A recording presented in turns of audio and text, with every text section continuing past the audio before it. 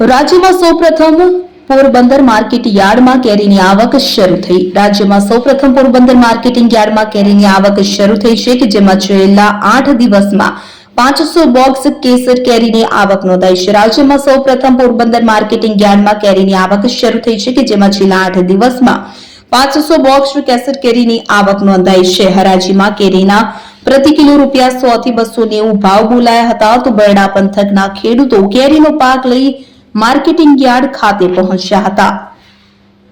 આ વખતે આપણે ગયા વર્ષે ત્રીજા મહિનામાં કેરીની આવક પ્રમાણે કેરીની આવક વધારે છે।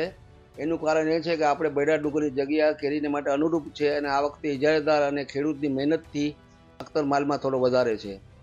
આ વખતે જે માવઠું થયું છે હમણાં છેલ્લા 3, 4, 5 દિવસ પહેલાં, એનાથી આપણા વિસ્તારમાં કોઈ પણ જાતની નુકસાની, એવી કોઈ મોટી નુકસાની નથી થઈ। એની સામે બીજા જિલ્લાઓમાં નુકસાની આપણે દેખાય છે।